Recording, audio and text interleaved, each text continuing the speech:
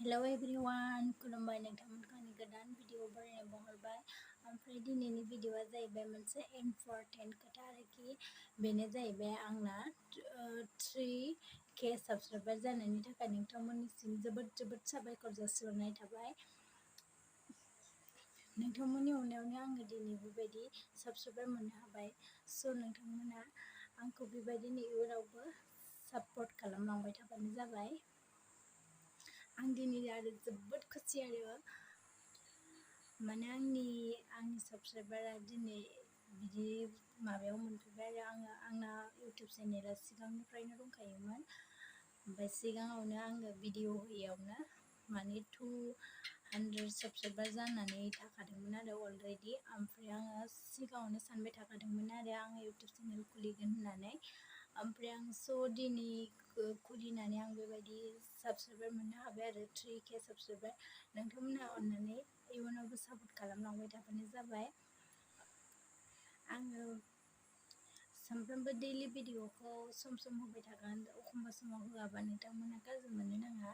माबा मोनसे बेस्थ' थानानै भिडिअखौ होनो हाया जाखायो। बेनिखायनो नोंथांमोना साबस्क्राइबारखौ आनसाबस्क्राइब दा खालाम आरोखि ना।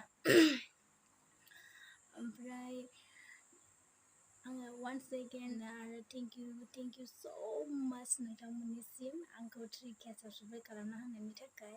आरो आं 10K जायोबा माने केक काटिं खालामगोन आरोखि। ओमफ्राय नोंथांमोना भिडिअ शेयार खालामना होगोन आरो।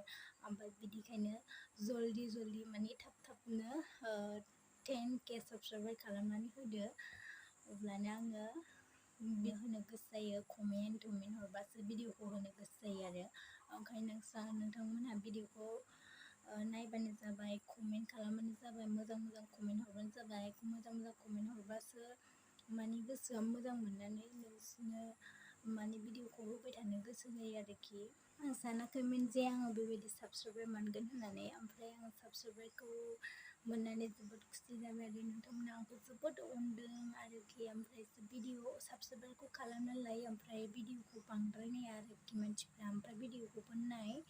ओमफ्राय आं भिडिअखौ मोजां होनो नाजागोन आरोखि। ओमफ्राय आङो दायो मोननै खामानियाव बेस्थ' जानानै दंथ'यो नालाय, बेनिखायनो नोंथांमोननो जा हायो एसे बेखौनो शेयार खालामो आरो। नोंथांमोनहा बेखौनो गोसो खुसियै नायबानो जाबाय आरो।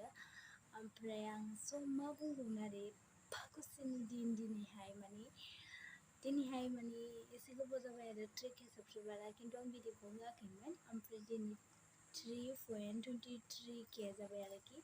ओमफ्राय नोंथांमोना अननानै जोबोद साबायखर बावहरनाय थाबाय आङो नोंथांमोननिसिम। नोंसोर माने एफा अनदों आरोखि ना। ओमफ्रायसो आंनि इउटुब चेनेलाव 1 इयार्स जासिगोन आरो। ओमफ्राय 1 इयार्सनि सिगांनो आङो बेखौ इउटुबखौ खुलिनानै दोनखादोंमोन आरो। ओमफ्राय आङो बेजोंनो भिडिअ नायबाय थादोंमोन आरो सिगाङावहाय। ओमफ्रायसो उनावहाय आङो साबस्क्राइबारा आंना अलरेडि 200 दंखायोमन नालाय, ओंखायनो आङो साननानै दंगासिनोखामोन आरो आंबो इउटुब चेनेल खुलिसै होननानै। ओमफ्राय दिनैहायो 1 इयार्सआनो जाबाय। आङो जयेना माने 2021नि मेनि 4 थारिखआव जादों आरोखि जयेना। इउटुबाव भिडिअ होजेननाया आङो लान्चनि भिडिअनो बिदिनो खालामग्रोदोंमोन आरो। ओमफ्राय बेवहायबो लोगोफोरनो शेयार खालामग्रोबाय आङो उनावहाय। ओमफ्रायसो दायो बेबायदि स्टेपाव सफैबाय आरो। ओमफ्राय दाथ' बे जाहांफुनाय स्टेपसो। दासो 1 स्टेपाव गाखोहांबाय आरोखि ना। ओमफ्राय आरो स्टेप दंबावो। बे स्टेपावबो इयुनाव नोंथांमोनहा आंखौ सापर्ट खालामलांबाय थायो आरो। आं दिनै भिडिअखौ बेयावनो दोनथ'नोसै। नोंथांमोननो थाखाय साबायखर जासिनो थाखायनो आङो बे भिडिअखौ लानानै फैदों आरोखि।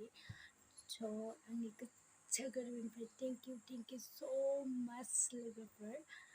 आरो आंनि फंबाय बिनानाव आरो आदै मादैमोनबो आंनि भिडिअखौ जाय गिदिर मानसिफ्राबो नायो। ओमफ्राय आं बिसोरनिसिमबो थेंक इउ स' माच जासिहरबाय आरोखि। दिनैनि भिडिअ बेहायनो एन्ड खालामनाय जासिगोन आरो। लोगोफोर बाय बाय। नेक्स्ट भिडिअआव लोगो मोनगोन।